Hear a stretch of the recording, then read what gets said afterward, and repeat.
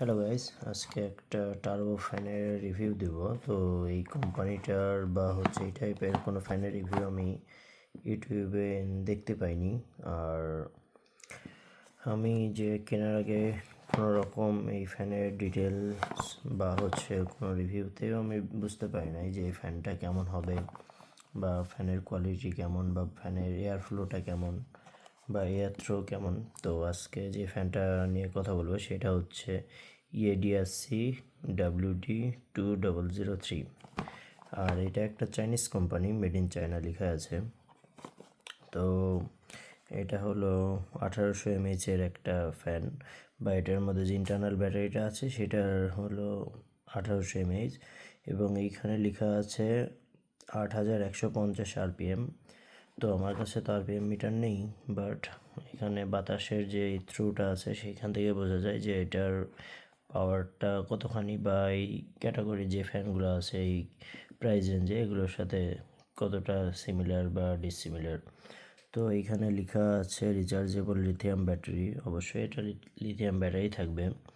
এবং এইটাতে নতুন একটা ফিচার্স বা অ্যাডিশনাল একটা ফিচার, সেটা হচ্ছে এখানে লেখা আছে রিফ্রিজারেশন ফাংশন। দ্যাট মিন্স এইটাতে ঠান্ডা প্লেট অথবা পেল্টিয়ার যেটাকে বলা হয়, যেটার মাধ্যমে এক সাইড গরম হয় এবং অন্য সাইড নেগেটিভ টেম্পারেচার চলে যায় বা ঠান্ডা টেম্পারেচার চলে যায়। তো এটার উইন্ডটা অ্যাডজাস্টেবল বা এটা ভেরিয়েশন করা যায়, বা ভেরিয়েবল উইন্ডের মাধ্যমে এটার এয়ার ফ্লোটা আমরা পেতে পারি। আর এটা সবথেকে ভালো দিক হলো এটা টাইপ সির মাধ্যমে চার্জ করা যায়। তো চলুন দেখি ফ্যানটা কেমন দেখতে। আর এইখানে 3টা কালার পেয়ে যাবেন, পিঙ্ক, ব্লু এবং হোয়াইট। তো আমি ব্লু কালারটা নিয়েছি কারণ মেন্স হিসাবে ব্লু কালারটা বেশ সুন্দর লাগবে, আর পিঙ্কটা লেডিসদের জন্য। তো চলে আসি, এইখানে ফাংশনাল কী কী বাটন আছে। আর এটার টাইপ সি পোর্টটা এই জায়গাতে আছে এবং এইখানে ব্র্যান্ডিং এবং এটার মডেলটা লেখা আছে। তো ফার্স্ট বাটনটা চাপলে এইখানে স্টার্ট হবে, আর এখানে কত পার্সেন্ট ব্যাটারি আছে সেটা দেখাবে। আর এটা 1-এ চলছে, তো বেশ ভালোই এইখানে বলা যায় যে বাতাসটা আসছে। আর এইটা যদি একবার চাপা যায় তাহলে 25%, সেকেন্ড চাপলে 15%, থার্ড চাপলে 75% এবং ফোর্থ চাপলে 100%। তো এটা যদি আবার নিচেটা চাপা যায় তাহলে এটা 75%-এ ডাউন করবে, দেন 50%, দেন 25% অ্যান্ড দেন 1%। এইখানে যদি আমরা উপরটা চাপ দিয়ে ধরে রাখি তাহলে আস্তে আস্তে বাড়তে থাকবে এবং এটা 100 পর্যন্ত গিয়ে ঠেকে যাবে এবং বাতাসটাও যথেষ্ট ভালো এয়ার থ্রু করছে। এবং নিচেরটা যদি চাপ দিয়ে ধরা যায় তাহলে এটা ডাউন হতে হতে 1 পর্যন্ত চলে যাবে। আর 1-এও বাতাসের শব্দটা যদি বোঝা যায় তাহলে বেশ ভালো একটা এয়ার থ্রো দিচ্ছে। এবং এইখানে যেই লাস্টের যে বাটনটা আছে রাউন্ডটা, এটা প্রেস করলেই এখানে একটা সিম্বল উঠবে এবং এই প্লেটটা ঠান্ডা হতে থাকবে। যেটা বললাম যে পেল্টিয়ার মডিউলের মাধ্যমে এটা ঠান্ডা হয়। তো এটা ঠান্ডা হতে হতে আস্তে আস্তে এইখানে জল জমা শুরু হবে।